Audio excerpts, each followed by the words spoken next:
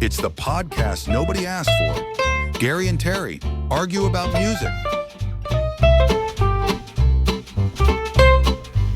Gary, we're back. And we're back. Episode number 2. But there's an obstruction between us.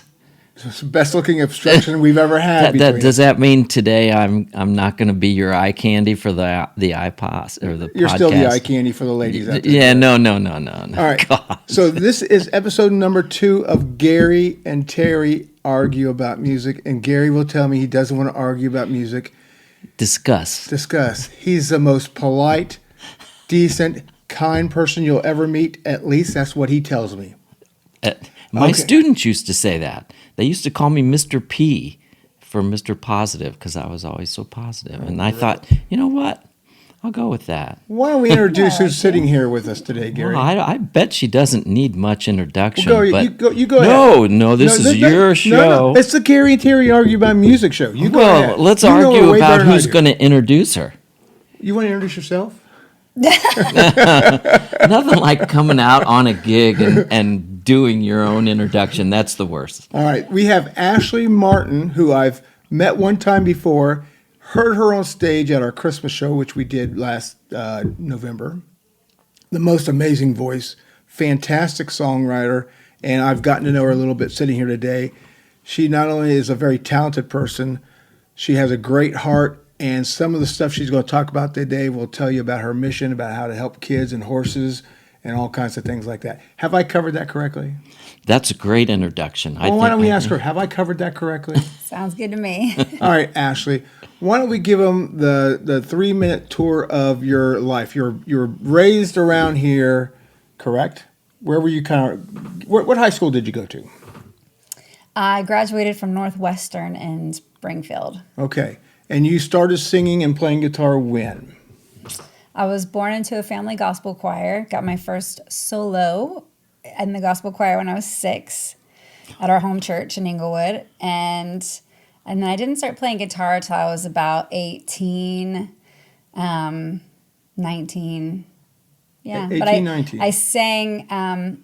I cut my teeth in retirement homes with karaoke discs, so I didn't even play guitar. I took a karaoke system around with me and a 26-channel mixing board that was donated to me that I would plug one microphone into. And who did you think you sounded most like back then?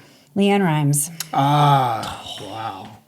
Okay. She's one of my favorite. That's a high bar. That's a high bar, Mm. Ashley. I don't know if you guys remember the Top Flight talent competition. It was a Christian singing competition, and I would always sing a Leanne Rimes song and competed every year.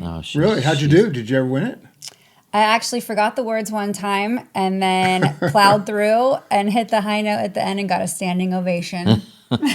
Wow, that's great. Yeah. So, quick question, just because we had this discussion last week. By the way, we had 122 viewers. That's pretty impressive, Gary. 122 people watched it. I was 54 of those 54 viewers. of those Yeah, views. I watched it 54 times. But we're trying to grow this to promote local music and things going on in the Dayton area about music and the musicians that perform in the Dayton area.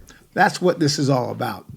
So answer the question for me, Ashley. What guitar brand do you prefer?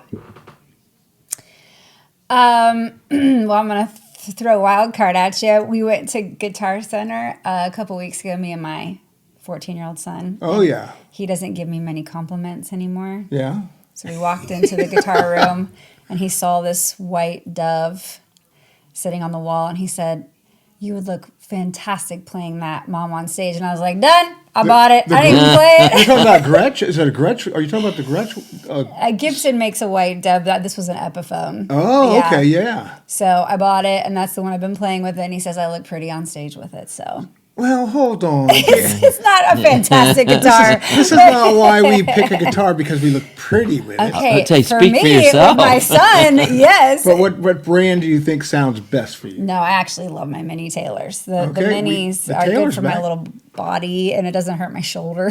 Yeah, that's true. So right now, it's everybody's leaning toward Taylor.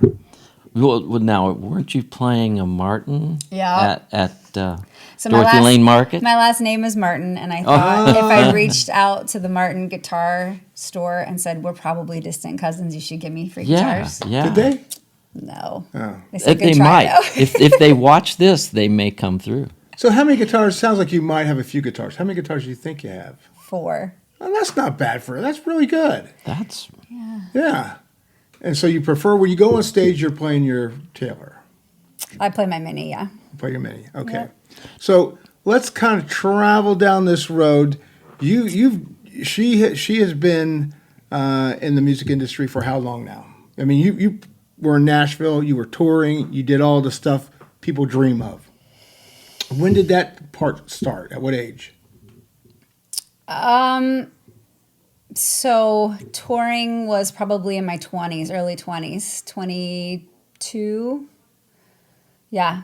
And I had her birthday yesterday. So. Hey, that's Hey, right. happy birthday. She did. I saw that on Facebook. Oh, did you? Yeah. Did you send a happy birthday I feel wish? Or- everybody's saying happy birthday. What am I? I'm just some random guy sending a happy birthday. That is not true. They are all very special. I went through every one of them, all 107. Happy I birthday. do that Ashley. too, and my wife gets so mad at me. She It's said, good. "You spent days thanking each person individually rather than putting out, hey, thanks everyone for I'm the too birthday lazy. Well, I wish." appreciate I would- that because I do you that. you get a better following when you are. Well, you know, one-on-one. they took some time. I'll take some time. And That's good, Gary. I think that's but nice. love it, Facebook genuine. got upset with me and shut me off because I was sending out too many thank yous in one day, and you're not allowed to do that. And so it wouldn't work. Or And you, so you have so many friends. I had is to what wait. you're telling me. I don't even know half the people that I'm friends with on Facebook. Do you know all your?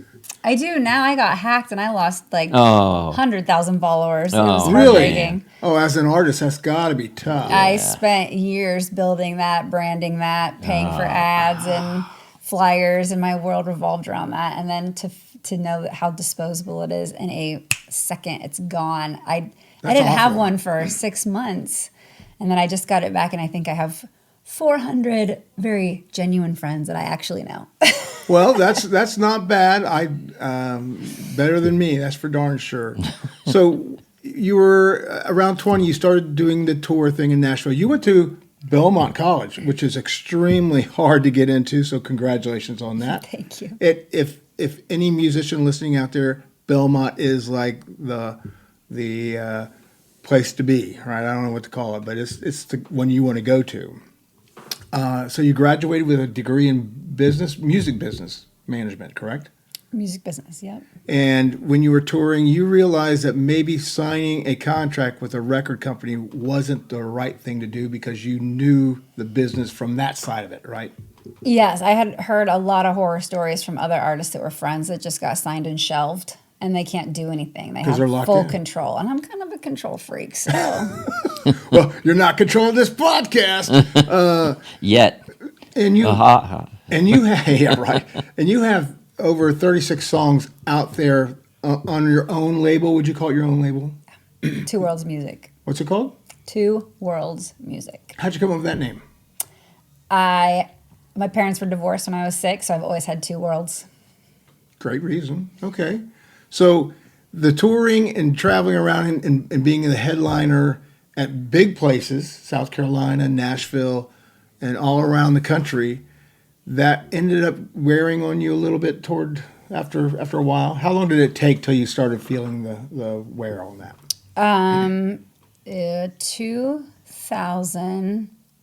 2018, we did 180 dates.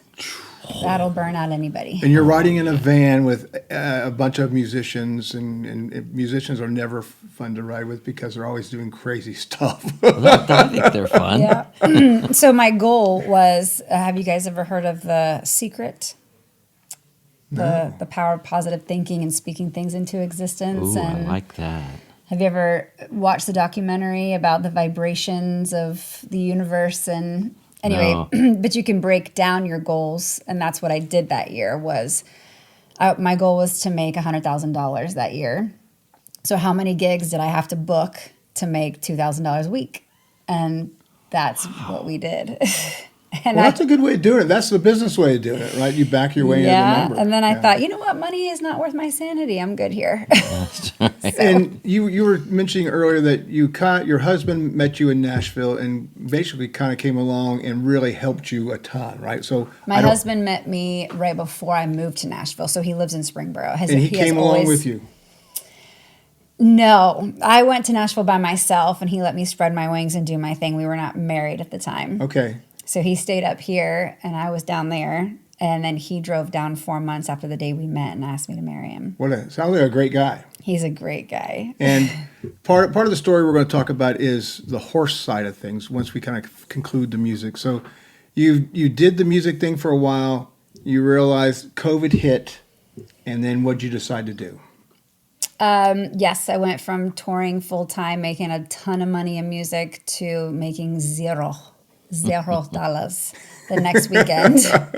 The world just shut down abruptly, and so did my job.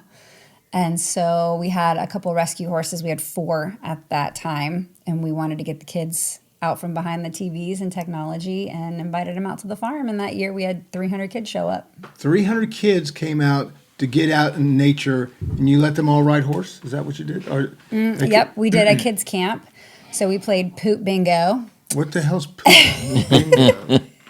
You spray paint a grid on the ground and you bet on your box, and then you win a prize with the horse poops in your box that you bet. What the hell? How long would that take? I mean, we started it in the beginning, and then by the end of camp, horses poop pretty often, so. I never thought this podcast would go in that direction. No, we did crafts and we rode, and we there learned horsemanship and brushing and how to be calm around a horse, and we swam in the troughs, and they had an awesome time. So I want to come back to the horse thing. So one of the things I do want to cover for anybody out there who loves music, who's pursuing music, and I hope you do, right? It's not as fun as it looks like it would be a lot of times, correct? It can be tough being in a van, traveling 181 dates, going from city to city. You put out 36 songs. And like me, I put out a lot of songs for different singers in the area. And that's not how artists are making their money these days, right? You're not making much on downloads, correct? Right. It seems as though with social media and like the TikTok platforms and stuff, people are doing better selling and branding a merchandise or a product. And yes, that's why ticket prices are so expensive, because none of the artists, even Carrie Underwood, is not making money on music, on the digital downloads. It's the ticket sales. That's why your ticket prices are $75 to $100 some a piece. And then your merchandise or your branding. So, your views and all of that is what gets you paid these days. It is just a rough example for folks. If I put a song out, or if Ashley puts a song out, and somebody downloads it from Apple Music, iTunes, they're going to take about 50 cents out of 99 cents. Then there's going to be a portion going to the distributor of that song who got it onto iTunes. So the artist gets pennies. I mean, fractions of pennies for every download they get. There's a great documentary about TLC, the pop band in the 90s. Right. How they made pennies and they were mega famous and they were bankrupt. Yeah. Because they didn't make any money. But the way people are doing it these days is, and this is where your example is perfect. You traveled around, you met people, you connected personally with people. They could email you or follow you on Facebook.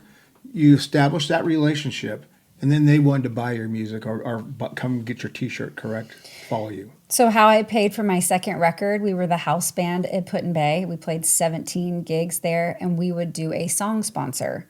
So if you paid for one of my songs to be recorded, I would take you to Put-in-Bay, and you could party with the band for the weekend. Wow. And they gave us the hotels. When's the next release? Yeah, but that's how I got my record paid for. My second one was having song sponsors. Again, that's thinking outside the box, though. That is. Come up with that kind of an idea. What are the Fries doing outside the box? And they just you have a box. They just coast. They coast. They don't want to practice. They don't want to. But still, you're the best the best cover band in this area. I think You sound thank so you, much thank like the you. record that sometimes I get confused. Well, that's very kind. So, Ashley, when you're performing now, are you trying to sound like the record, or are you taking a cover song and trying to do it your own way?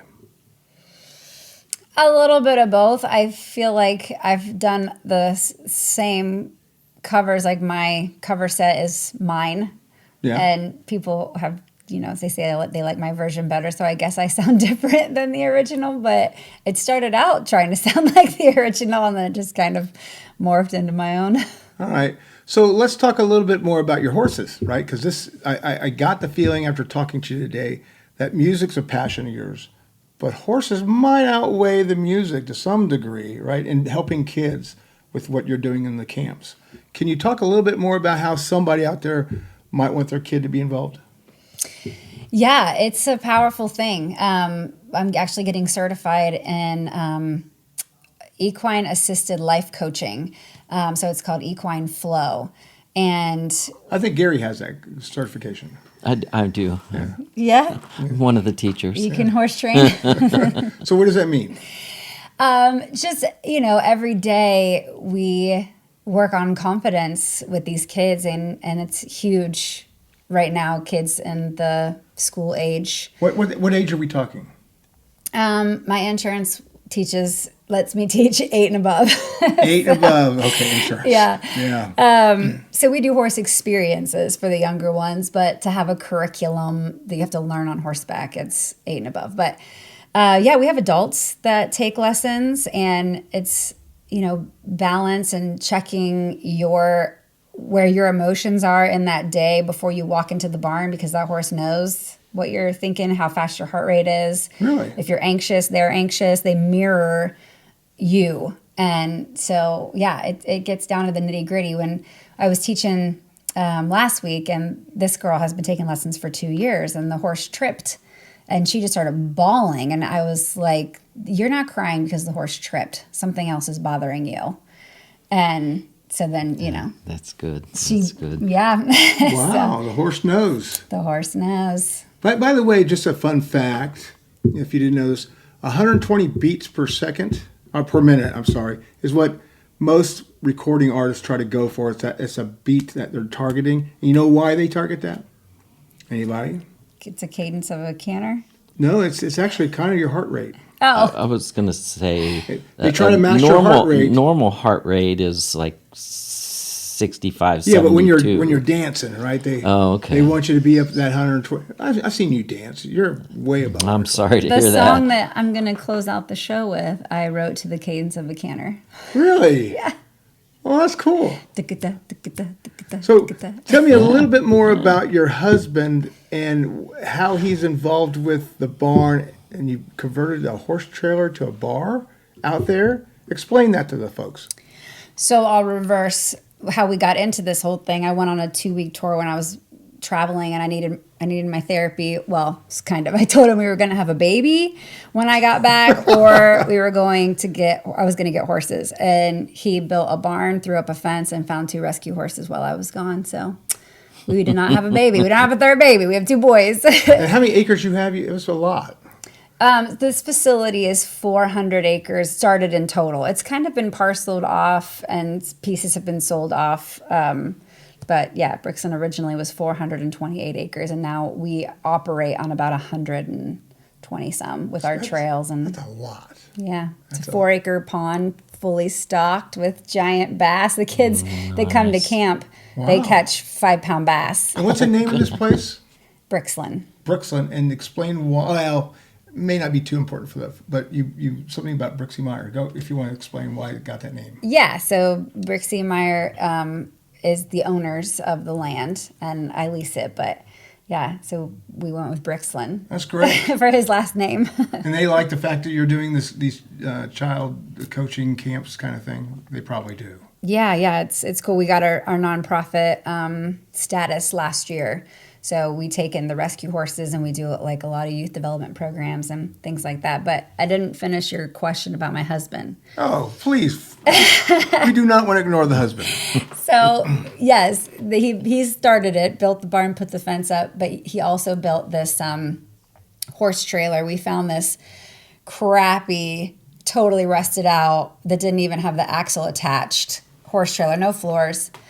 Him and a drummer friend of mine gutted the whole thing and made a horse trailer bar. Basically, it's like an eat and drink station. The bar flips out and the top comes up, and so it's a mobile bar, horse trailer bar, and you can come out to the farm and eat charcuterie, drink wine, and go on a trail ride. Is that during the summer, I'm assuming? Yeah. And how do people find it? If somebody wants to find out about your horse barn and all this, how do they find out about it? Right here on this podcast. So, but is there a website? Brooksland. Brooksland.com? Yep. Okay. And if somebody's interested in hearing Ashley perform live, how do they find out about that? On my Facebook or Instagram. Yep. Okay. Now, are you still posting any videos out there you put performing? Videos of me performing? Yeah. I mean, the last music video I put out was Did you ever for do the a music? ride. You did a music video? You used to do? Several. Okay. Yeah. And again, it was country-ish kind of music. Is that how you frame this? It's country music, yeah. All right. Gary, what's your favorite country band? Boy, you just hit me with that real fast. I like Zach Brown Band. I like. We're gonna see another couple $100 a ticket. We're gonna see God. him come. But there's a girl that's singing with him now, Caroline Jones. She reminds me a lot of you. She's a player. She's got a great husky voice, personality coming out her ears. And I think Zach Brown stole her from Jimmy Buffett. When Jimmy Buffett died, she was working with their band. And so Right. she is, but Zach Brown probably. Okay. What about you? Who's your favorite country performer? You said Leon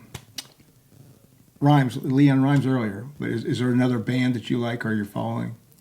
So I opened for the Zach Brown Band You did? at Country Jam in front of 60,000 people. And I Really? will say that he was phenomenal.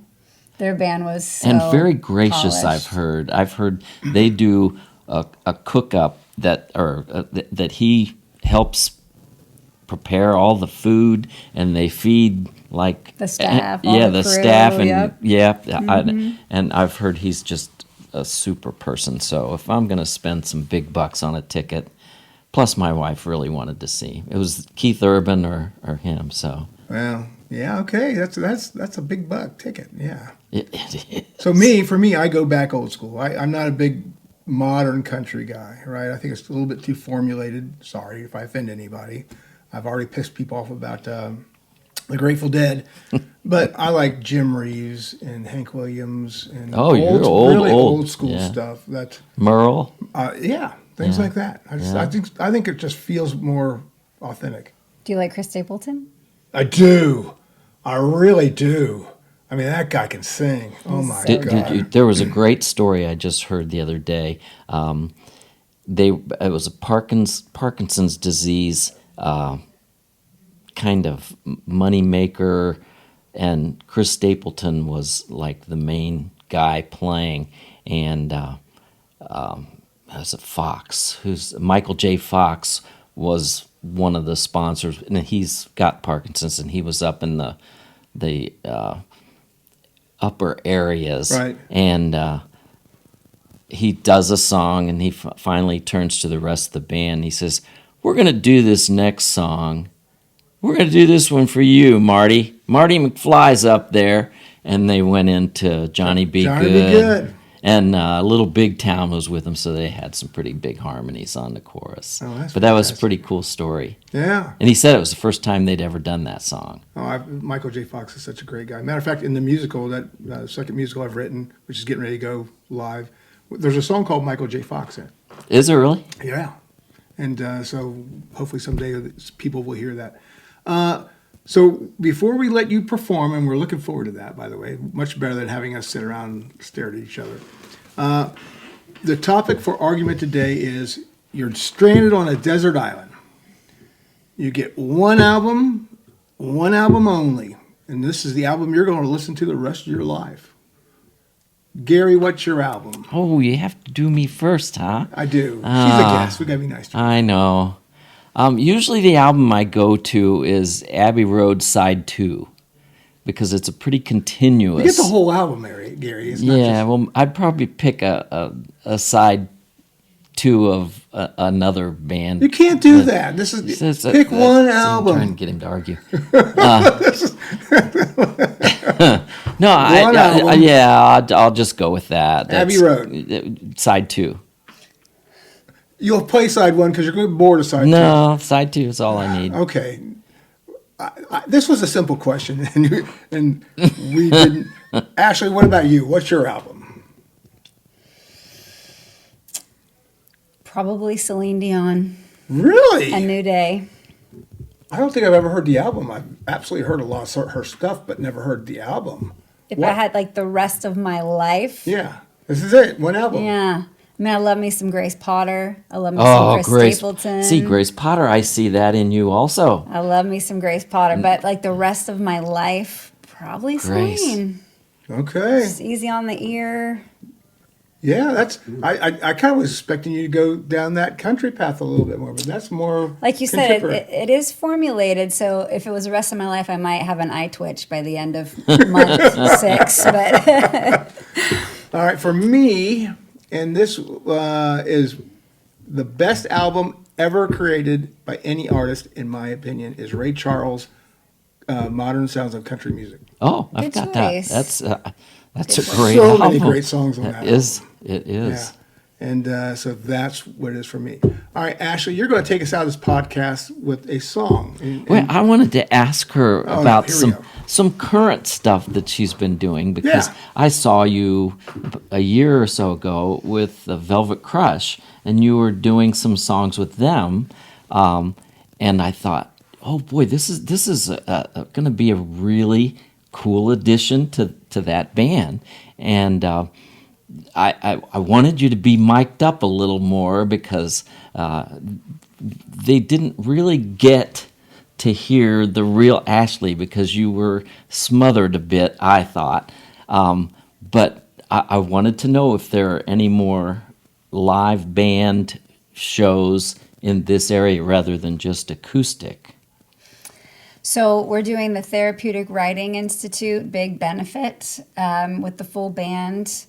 We're doing Put in Bay at the Boathouse with full band. And then I'm kind of saving my full band for the Brixton events at a farm. Oh, nice. So we pull out a 46-foot flatbed and we wrap it and sound it up. And Nice. we have the band out there. So if you want to see the Okay. band, you got to come to the I farm. might do Okay. that. Now, if you ever want to come out and join the Milos on one of our many wonderful occasions, feel free to come out and sing some songs with us. Cool, thanks. You'll regret it shortly after that, but come on out anyway. She did that with us one time.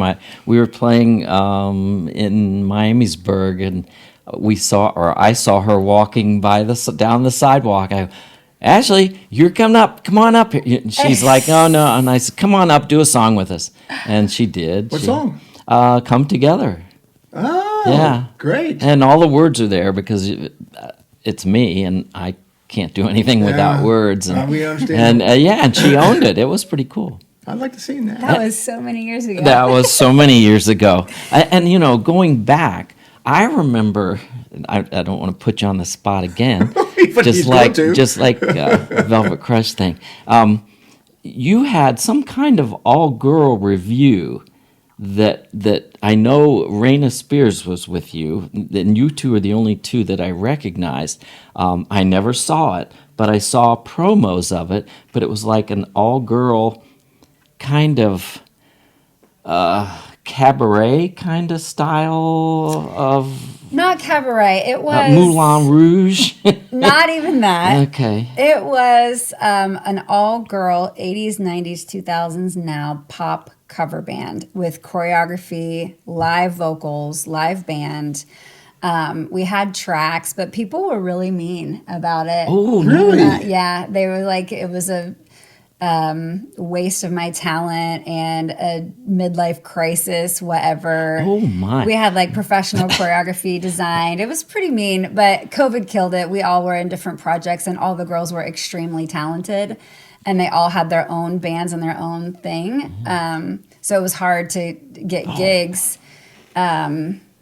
when we all had our own like full band schedule. Right. But man, was it fun. We danced our asses off. Yeah. And it was fun. Music, it flowed. It was a solid hour and a half of nothing but entertainment. Wow. Of See, that'd be costume great. I changes. saw little video clips, and I don't know who posted them somewhere, but it was like I'd always see them after the fact, so I never knew where you guys were playing, and then it was like over.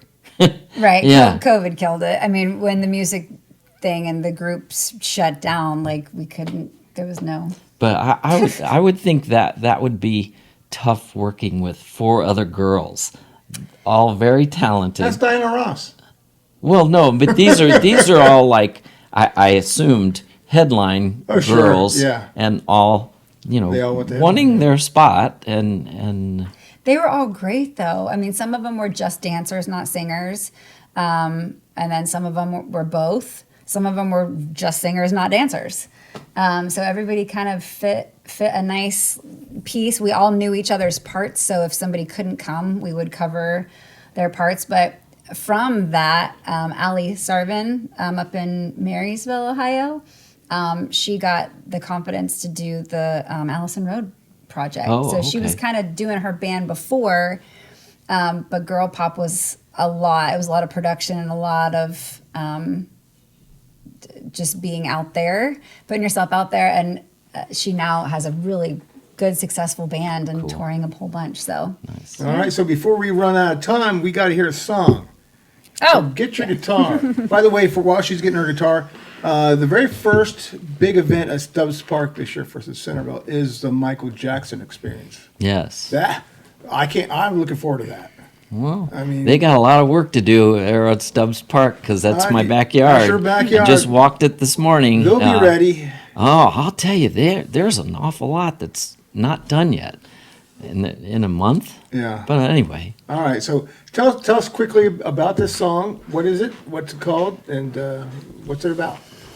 So I got to marry my 2 loves with the horseback riding school and music, and I wrote a song about it, about riding and the kids, and we shot a music video at the farm with the rescue horses and the students. So it's on YouTube under Ashley Martin, The Ride. I wrote this with Blessing Offer, who's huge in the Christian radio world right now. He's one of the top 10 artists of the K-Love Awards, the Dove Awards. And Lance Carpenter, who wrote Kelsey Ballerini's first #1, Love Me Like You Mean It. Wow, that's some names there. Yeah. Okay, good. It's called The Ride. Let's hear it.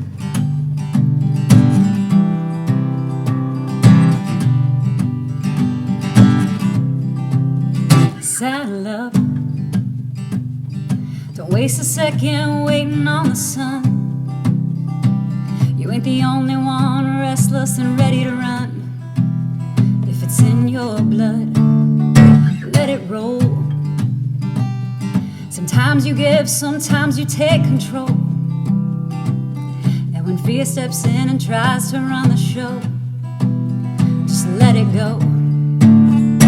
Ain't it wild, ain't it crazy? Ain't it everything you've ever called amazing?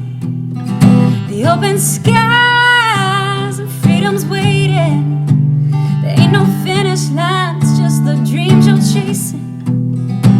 So keep your heels down and your head up high and enjoy the ride.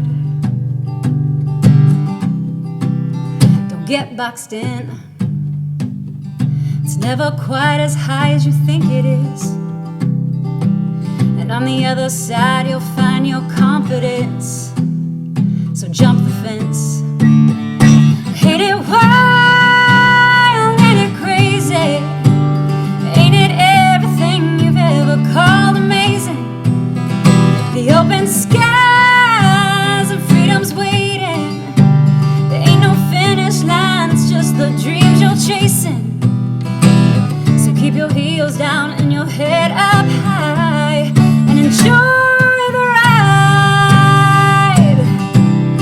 Enjoy the ride.